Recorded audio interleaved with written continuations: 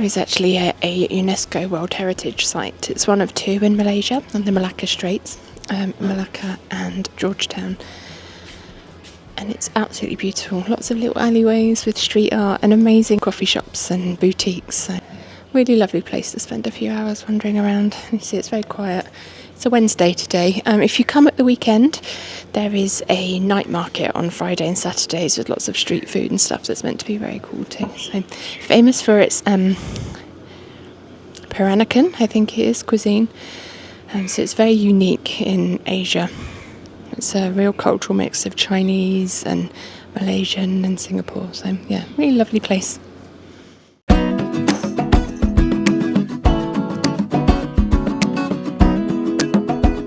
Malacca was founded in the early 15th century and became a major trading hub due to its strategic location along the Malacca Straits.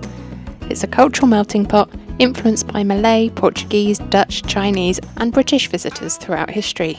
The city centre was designated as a UNESCO World Heritage Site in 2008. Malacca is famous for its traditional houses. There are several different types of historic building, the most famous of which is the Nyonya and Bapa houses.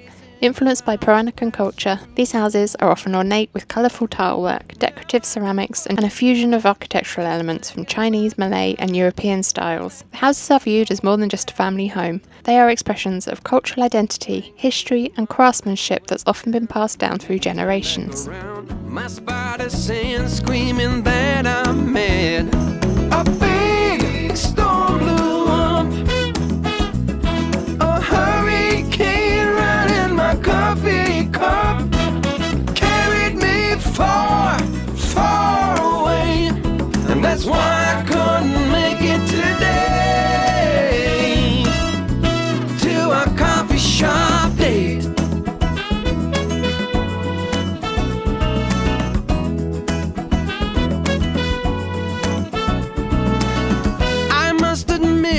Some X-rated thoughts of what I'd like to do to you.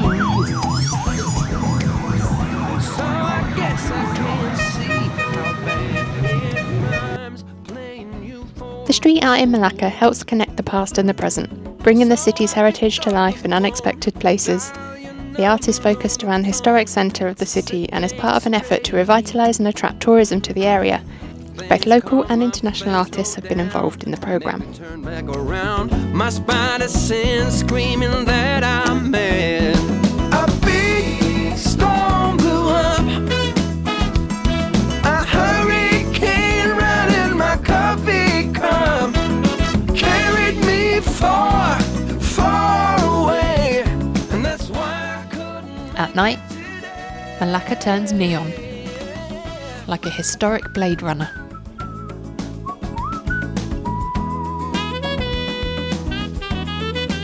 We stayed in a beautifully restored traditional house. It didn't feel at all haunted. Nope, not even slightly. The fridge, a personal favourite. There was also a kitten living in the bushes outside, so obviously I went and bought food and spent most of my time sat on the doorstep. The owner of the restaurant next door was taking care of her, but she was so small.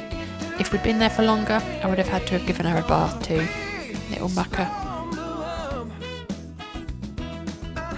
The pandan pancakes from the Daily Fix Cafe is the breakfast of champions, and I will forever dream of the day I ate these.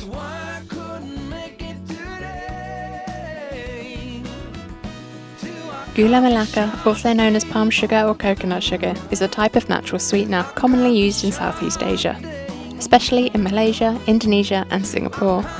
It's traditionally made from the sap of the nipa or red palm trees.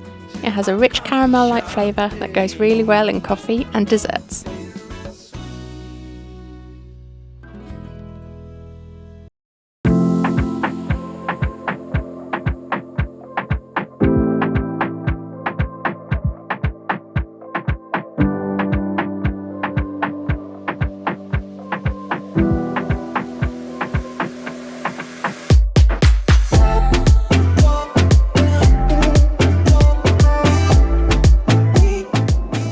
Good morning from Singapore. We arrived yesterday And we're staying in an area very close to Little India, so we went for a walk last night and had some food in a local hawker stall. Adelina has gone off to go to the aquarium today, which I've done before, so I've not gone with her, and I'm gonna go meet my mum and dad. Let's get out of here.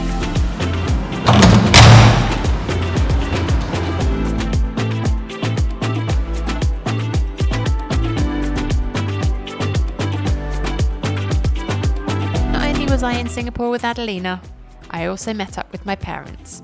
This was a time for catching up with loved ones, so I didn't do much filming. This is a very brief whistle-stop tour of Singapore, but do not fret, I will be back in Singapore and will do a proper video, just for you. And me.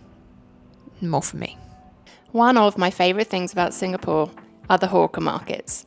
These are places where you can find all of the best street food under one roof. One of my favourites is Lau Pa Sat, in the central business district, near Raffles Place. Originally built in 1890 as a horse and wagon shed, Lau Pa Sat has been restored and transformed into a huge hawker market where you can find anything. In the evenings, the street at the back also turns into Satay Street, home of some of the best grilled meats on a stick you will find anywhere. And a great name for a superhero. Singapore is a city that expertly blends buildings and nature. It has some of the most iconic buildings in the world. It has incredibly strict laws, therefore it's very clean. I also heard that they bug spray the entire city so there's no mosquitoes. I'm not sure if that's true. Let me know down below, please.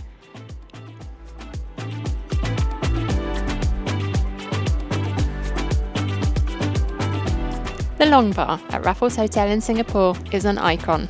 Famous for creating the Singapore Sling, a signature cocktail created in the early 1900s, the bar has a real nostalgic vibe and is a fun place to cool off for the afternoon. It's worth bearing in mind that you can't book a table here, it's walk-ins only, so you will possibly have to wait.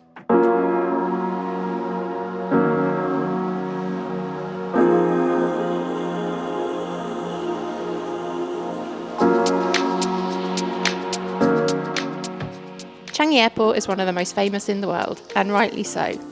I spend a lot of time in airports, and I can tell you, generally, they're not very exciting.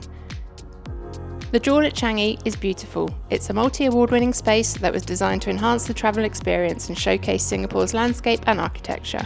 It officially opened in April 2019. At its centre is the world's tallest indoor waterfall at 40 metres high. This is surrounded by a botanical garden, and it's absolutely beautiful. To every single one of you that's made it this far in the video, I say a massive thank you. Your support means more to me than I can ever say. If you'd like to support me more, hit that subscribe button. It makes so much difference, I can't even tell you. If you'd like to support me even further, you can buy me a coffee. I'll put the link down below. Thank you so much once again.